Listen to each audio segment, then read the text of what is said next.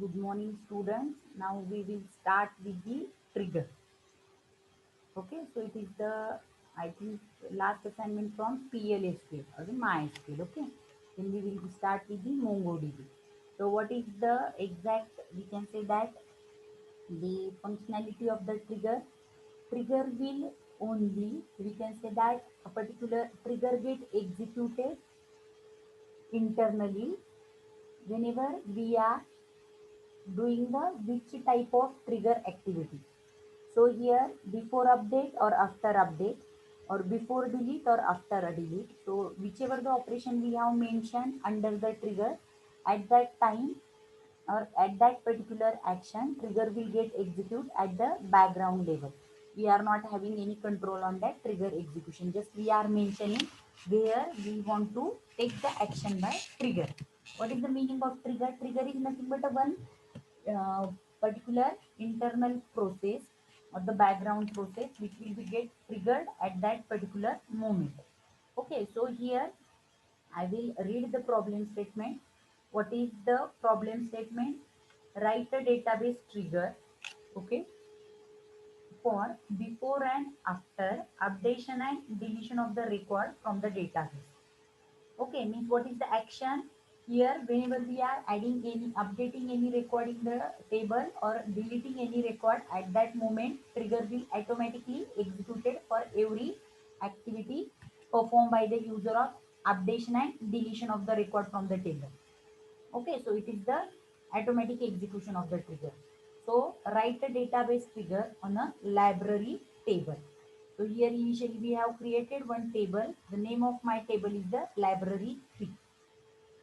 Okay, so this is the already existed. Okay, so now insert into. So I have inserted some record into that particular table, library 3. Okay, so total you can say that 3 to 4 record I have created for that particular table. Okay, so we will initially create the table, insert some value into that table. So our database gets ready. Select star from library 3. So library 3 is the name of my table. Okay, so these many records are available with library 3. Now what I will do? I will create a one empty table. Okay, why we are required empty table? Here in the problem statement itself that told we have to create a one library table which is already we have created. Then system will keep the track of record that are being updated or deleted in the library table, and the old value is updated or deleted from that table, that will be get added into the new table. The name of that table is the library audit table. Okay, so here for keeping the track of updation or the deletion of the table of the previous value from the library 3, we are created new table library audit 7. Okay, which is initially blank one, which is already existed. Now I will initially we are not having any value into that audit 7. Okay, after that it is blank, we are not inserted because where it will get filled automatically whenever trigger get executed. When trigger will get executed? Whenever we are doing any updation activity in library 3 table or any deletion of the record from the library 3 table. So now we will start with the trigger coding. Create or replace trigger name. Same for the stored procedure and function. So what we have done, create or replace trigger name before. When we want to perform the action of the trigger before updation of any record or the deletion of the record on library 3. So it is my original table library 3. I am keeping the track of that particular table. For each row, I want to perform the trigger operation on each row. Okay, so it is the keyword, by default keyword. So row level trigger is there. How to identify the two types of statement level trigger and row level trigger? If we are having this particular statement for each row present in the trigger particular in the trigger programming logic, then it is the row level trigger. Create or replace trigger name before update or the delete on library 3 for each row. Begin. Insert into library audit 7. What we want to do after start execution of the triggering. Whenever we are doing the updation, what we are doing, updated record get inserted into the audit 7 table. So how it will be, old dot book id dot book name. What is the meaning of that? Means here your in library 3 book id is there. So your old book id get, we can say that old book id, old dot book id comma old dot book name and old dot price. So whichever the, we can say that updated value is there, whenever we are doing the updation, the original value from the library 3 that will be get reflected into the audit 7 table, not updated value. Before update we have mentioned, so before updation whichever the data available with library 3, that will be get pasted into audit 7. Okay, only that single row.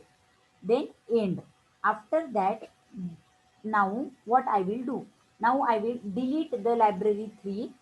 Okay, in library 3 once again I will show you what are the data available. These many values are there. Now what I will do, I will delete one record, book id 100. Okay, java 250. So I want to delete that particular record from the library 3. So trigger automatically get executed. Before that, one row deleted. Now I will check the audit 7 entry. So whichever the 100 book id row, that will get inserted into the particular audit 7 record 100 java 250.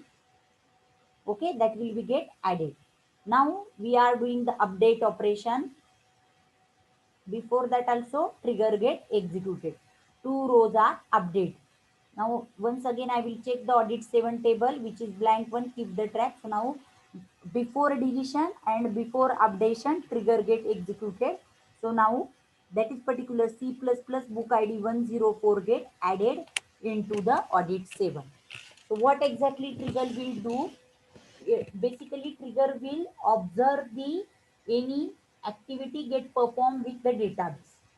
Okay, so it is, in short we can say that system log information is available in the network for the any user. Similarly here for the database log get created using trigger.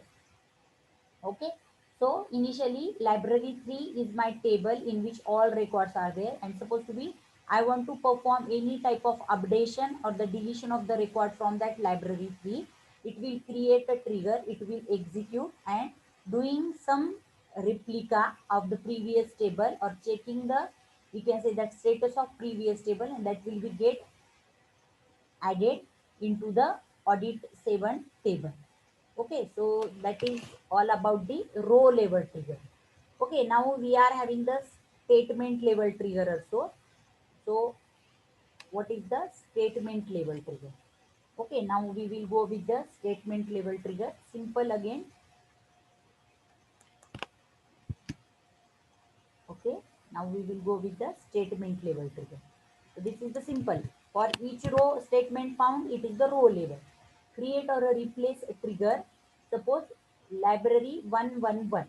Now I have created new trigger library 111. After updation, I am creating the trigger. After updation of the value on library 111. Begin insert into audit 7. Select star from library 3. Okay, and end. So I have created this particular trigger. This is the statement level trigger. Okay, so after updation I have created the particular trigger. Now we will fire one query.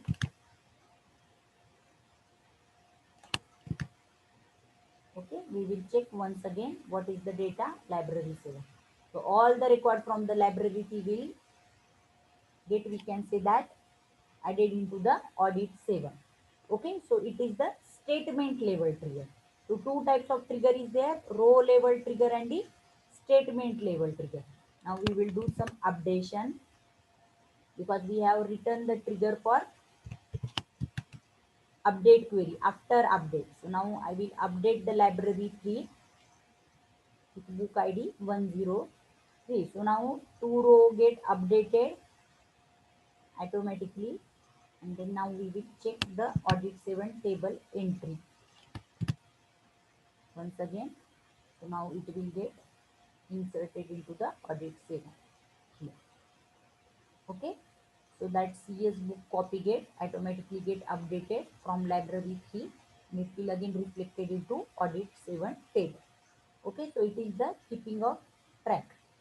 Now we will check the content of library 3 file. Sorry, library 3 relation. Now we will check that library 3. Sorry.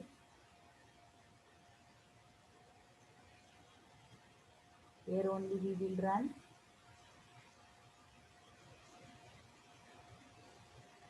Here the library 3 database.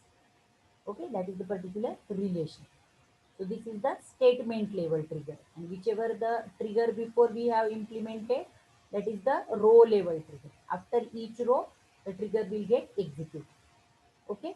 For cursor again we are having the two types of cursor, implicit cursor and explicit cursor. Similarly for trigger having two types, one is the, we can say that, row level trigger and the statement level trigger. Again cursor are having the parameterized cursor and the normal cursor. Okay, so that is the thing all about regarding with the trigger. So we have learned the two types of trigger. One is the row level trigger and another is the statement level trigger. We have executed that problem statement. I have implemented here and shown the output to you. Okay, thank you all of you.